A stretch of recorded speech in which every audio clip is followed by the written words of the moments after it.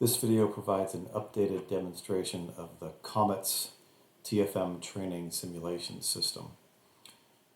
This display that we're looking at right here is the COMETTS control display. This is for the trainee to be able to control the playback speed as well as to be able to get messages from other simulated participants in the simulation. For example, the SNS tower has requested a release for a flight LN204JS at 1230 Greenwich Mean Time, which is the time that we're approaching right here. The simulation started at 1200 GMT and is running at 5 times normal speed. We have a PGUI display that allows us to see the traffic. This is the emulation of the TBFM PGUI display, but we're also showing traffic across the entire NAS so that we can get a visual of the entire scenario. 1200 GMT is obviously very early in San Francisco, but this is exactly the time that the facility would be starting to coordinate with the command center towards figuring out the need for a ground delay program at this particular on this particular day. We also have the TBFM TGUI, and we have the ability to save and recall different display file settings to be able to set up the timelines for different meter fixes and then show the threshold timelines with all of the traffic. You can see here, for example, SkyWest 5562 is an internal departure from Sacramento, so it doesn't have a scheduled time yet because we're assuming that these flights are on APREX and will be scheduled through TBFM. The weather display here is showing the TAF that is established for this training scenario. This training scenario forecast shows VFR conditions through 1600Z and then a stratus layer rolling in during the 1700 hour, visibility going down to 4 miles and a ceiling at 2,000 feet with IFR conditions. And so far we have a couple of METARs that are coming in that are holding true with that VFR condition coming in so far. But the exercise for the trainee will be to plan a ground delay program or whatever other appropriate methods they feel are the right way to go to handle the IFR conditions and the reduced acceptance rate that will result at San Francisco. So to be able to do that, we will bring up our FSM display. We have ADLs that are being created by the simulation scenario so that we can bring up San Francisco and show the circumstances on the bar chart and on the timelines and be able to make plans for that situation that's pending there. So 1700 is when we expect the capacity reduction to come into place. So we'll go into our GDT tools mode. We will run the ground delay program. We're going to use a DAS ground delay program in this case, even though UDP would normally be used because we don't have the information about pop-ups yet in the system. We'll run from 1700 to 2259.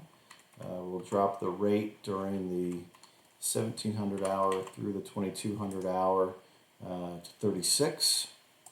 We'll run a 1,000-mile scope program, and we'll go ahead and model that out. It gives us a resulting power run display that we can see here. Everything looks good, so we'll go ahead and run that. This is due to low ceilings, and so now we will send that back to the simulation, emulating sending that out to the airlines and the NAS users to be able to implement this program as it's been indicated. We can go back now to the FSM display. This normally would update, and that's one of the things that we still need to fix in the simulation so that this update occurs immediately. We have not yet implemented that, but as soon as we get the next ADL, you will see the impact of the ground delay program here on the scenario. There we go. So now we can see the brown flights that are controlled. We see that also here on the timelines. It's a little unusual that we're not using all the slots available here in the 1700 hours, so I think there's something that's either not quite right in the way I'm using FSM or in the way our simulation is interacting with FSM, but that's an example of the kind of thing that we can address and refine to be able to get this working exactly right. So now that we have this set up with the ground delay program and it's been implemented, we can go back to the PGUI. At this point now, this traffic is continuing to run at 5 times normal speed, but these flights now are going to be departing on their EDCTs that have been assigned through that ground delay program that we just ran. And over on the TGUI, we can continue to see, for example, the flights as they are coming in through the different fixes. Here, for example, we have SkyWest 5562, which is one of the ones that would need an internal release. We're going to go ahead and do that internal release for this flight. Again, that one will be coming from Sacramento. We can come in here and find SkyWest 5562 and set up a ready time for that flight. It's actually not going to be ready until 1340, and we will put in a desired STA at the fix of 1405 and schedule it for that time. There are a number of things on that panel that still need to be updated to be able to get all the appropriate information connected in, but we've now sent that back to the scheduling process.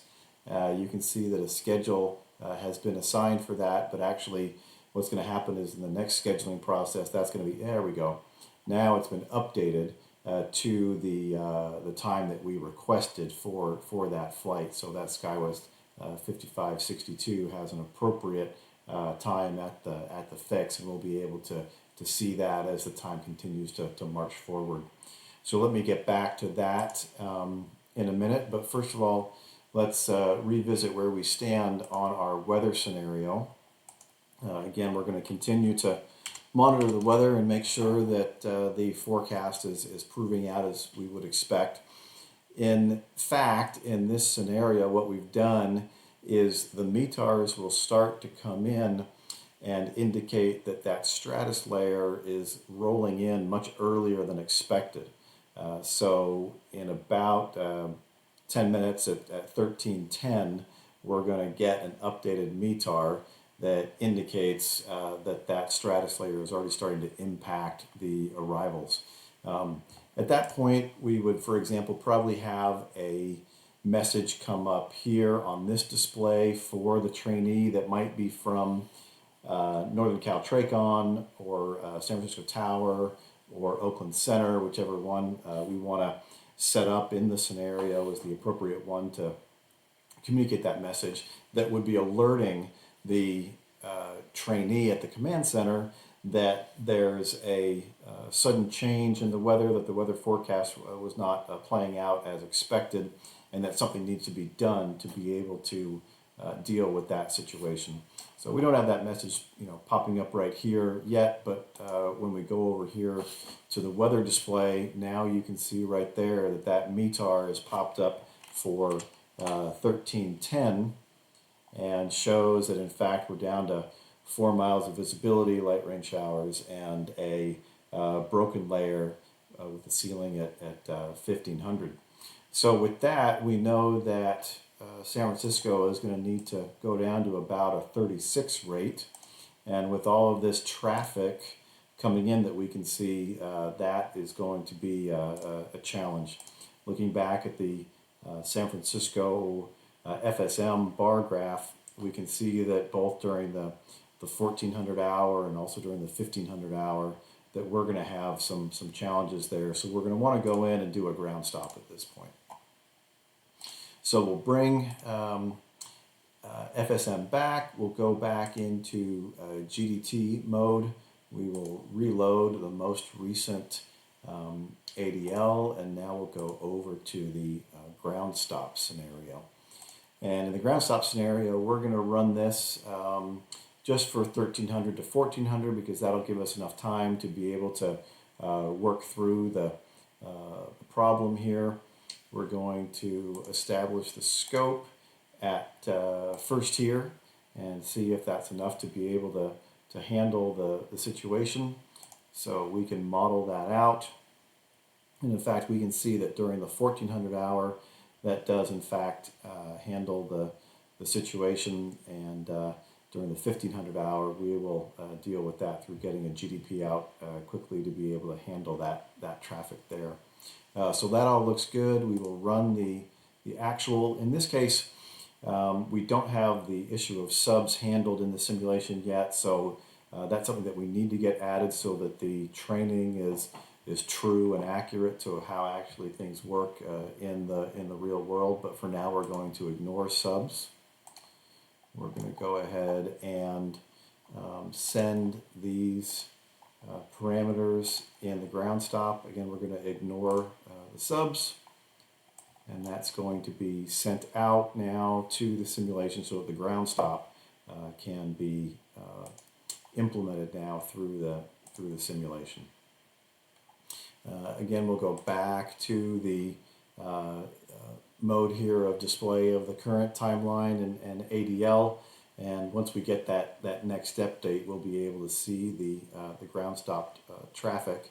As we continue to look at the traffic flying in, we can see that it's continuing to come in, and we're going to need to make sure we get that ground delay program out soon so that we don't get more traffic building here. We're at 1325 now. So there we go. We've received another ADL with the updates that have the traffic that's been ground stopped. And I want to just highlight a couple of these flights here to call your attention to. We've got Alaska 1925 from LAX that's going to get held on the ground until 1401. We've got JetBlue 1136 from LA. I'm looking for the ones that are not in Oakland Center because those are still going to be on APREX. And then there's San Luis Obispo for SkyWest 5667. So we'll come back and look at those flights again in a little bit. Again, as we look at our TGUI, just to recall your attention back to SkyWest 5562 that we scheduled previously with the release time, we can see that the schedule has put that flight after SkyWest 3497 and before EJM 402. So if we go back over to the PGUI, just to be able to try to get a feeling for where that flight is going to slot in. There's EJM 402 right there, and there's SkyWest 3497. So we can expect as those aircraft continue to approach that as that aircraft pops off of Sacramento, that we'll see it fit into a hole that will be built between those flights. And again, remember that as those TBFM times freeze, that the simulation is going to control these flights or simulate the control of these flights to those STAs, and so that hole will be built for that Sacramento flight to pop into. All right, but let's go back now because we have talked about the fact that we need to revise our ground delay program to be able to address the reduction in capacity, and we'll revise out of this ground stop. So we're going to go once again back into GDT mode. We're going to reload. We're going to, in this case, again run a DAS mode GDP, but now we're going to start it at 1500. And so we'll be able to get these flights handled. We're going to run a lower rate during the 1500 and 1600 hour. We're still going to do 1,000 nautical mile scope, but because we're revising out of a ground stop, we're going to exempt by status. So at this point now we go ahead and model the scenario. We get the power run for this revised GDP. Everything looks good. Everything looks good here, and it's as we would expect. It's a little bit odd that we're not seeing more flights being used here, and that's probably something that is not quite right in terms of the simulation connecting to FSM, but that we'll certainly be able to address and refine. Again, subs we're going to ignore in this case, but that's something that will be addressed in the future. And now we'll take this revised GDP and we will send that back in to the simulation. And then as we return back to the SFO display, and again watch for an updated ADL, there we go. So there's the 1345. We can see again something weird going on in the 1600 hour. We'll have to figure that out, but you can also see that some of the flights that were ground stopped are still being handled on the ground stop. It looks like maybe they should have started that ground delay program earlier because we're going to have too many flights at this point. And in fact, we can see the PGUI indicating many of those flights continuing to flow into San Francisco. Here again is our SkyWest and our EJM 402, so we can continue to watch those going in. So at this point now we are at 1348. Those flights that are ground stopped, remember that we had JetBlue 1136 and an Alaska flight and a SkyWest flight from San Luis Obispo. We'll see those flights pop up here after we get to the 1400 hour. But again, we can continue to monitor the flow and monitor the operation both from the TGUI display as well as from the PGUI, as well as continue to monitor the FSM display, and these are all integrated together through the entire scenario and simulation as we're watching these flights flow. Now, one of the things that we'll point out about this particular issue of maybe not running the ground delay program early enough or not setting the scope of the ground stop wide enough, that's exactly the kind of thing that we are intending the trainees to be able to experiment with and learn and get experience with through the operation of this simulation environment.